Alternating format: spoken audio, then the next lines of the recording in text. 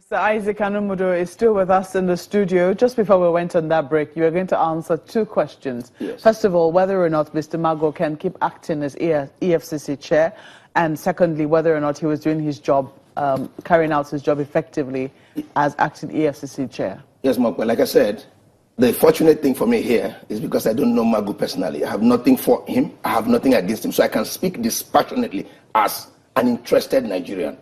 Firstly, the law establishing EFCC is clear whether he can continue to act or not. First of all, there's no provision for acting chairman of EFCC under the law. If you look at the law, section 2 of the law talks about chairman of EFCC. It does not talk about acting chairman. It says clearly, and let me just read it for the avoidance of doubt. It says, the commission shall consist of the following members: a chairman, who shall be the chairman, executive, and accounting officer of the commission. He didn't talk about acting chairman. Secondly, section 2, subsection 3, which talks about his appointment and confirmation, says the chairman, not acting chairman, and members of the commission, other than ex-officio members, shall be appointed by the president subject to the confirmation of the Senate. So, if the law made it subject to the confirmation of the Senate, it means that without Senate confirmation, you shouldn't be there. But does it also mean that, the law doesn't make any room for a situation whereby, for instance, something is wrong with the chairman himself, not in this kind of scenario now, but if something goes wrong and then the president is yet to appoint a new chairman, are you saying that the law doesn't recognize an acting chairman? The law has omnibus provision for situations like that, acts of God, unforeseen circumstances. Is it clear? Is it spelled out in this? That's what I'm saying. Everything doesn't have to be spelled out in this law. So you can now recourse to rules of interpretation and all of that. But I'm saying that. So in other words, where the Senate has rejected. Just a moment. In other words, an acting chairman is allowed within the ambit of the law. Maybe not under the circumstances. Yes, not under the circumstances. For instance, but it's allowed under the law. under section 231. Subsection 4 and 5 of the Constitution, which deals with the issue of the appointment of the Chief Judge. That's why some of us were uncomfortable when the present Chief Judge was initially appointed in acting capacity, because that should have been in substantive capacity under Section 231, Subsection 1.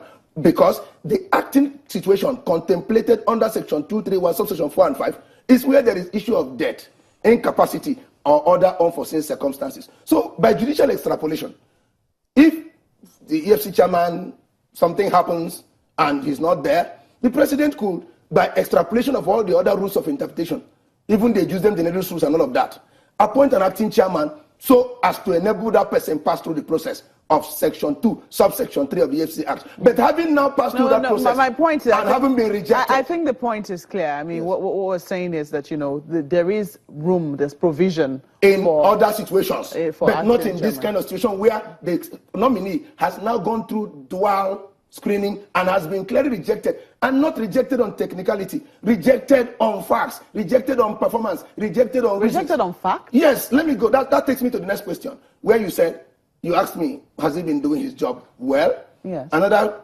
concomitant question that could flow from that is, okay, should Magu now be represented again? Should he be allowed to remain in acting capacity? Some Nigerians, because of the level of literacy in this country, majority of Nigerians are uneducated. So the majority of those views are the ones being influenced by the media trials and all of that. We lawyers and most Nigerians are looking for substantial anti-corruption prosecution.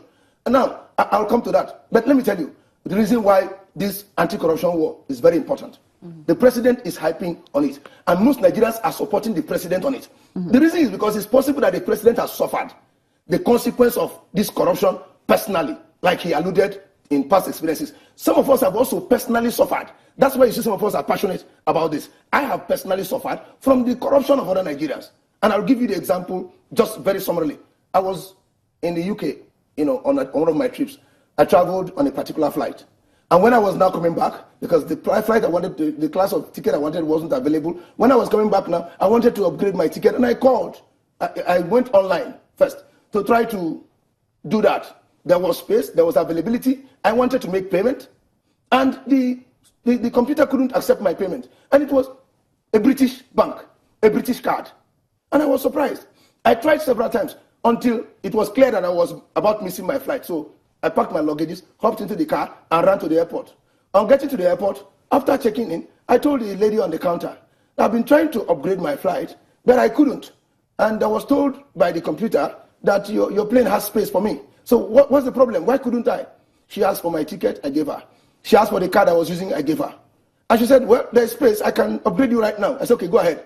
And the same card, she swiped it on the system and upgraded my flight and took the money, which means the account was funded. The card was funded. And there was space. So as a lawyer, I was curious. I confronted her. I said, wait a minute, why could I not pay with this same card in my hotel room? And the lady smiled at me. I said, aren't you a Nigerian? I said, yes. Aren't you going to Nigeria? I said, yes. He said, the system has been so programmed that any online payment being made by a Nigerian or passenger going to Nigeria should be rejected until the passenger presents himself physically with the card. So you could see how I almost missed my flight because of what the fraudsters, the Yahoo boys, and other people who have been doing fraud and corrupt activities in this country, how it is every other innocent Nigerian is suffering from it. So when you see the president insisting we must fight against corruption, we're all on the same page with him. Therefore, anything that seems to minimize the anti-corruption fight must, because Nigeria, foreigners are watching us. They are watching this screening process of Magu. And they were watching when Magu was asked, you have a friend who is of dubious character. Look at his name. How do you know him? He didn't say, I don't know the man. He said, I know him. He said, I found him. I met him so place. Now, the allegation is that he is collecting bribe on your behalf. He did not attend to that allegation. Come on. How will foreigners look at us if that same man were to be confirmed by the Senate? So instead of commending the Senate for doing a good job, I'm surprised that Nigerians are vilifying them. That's not fair.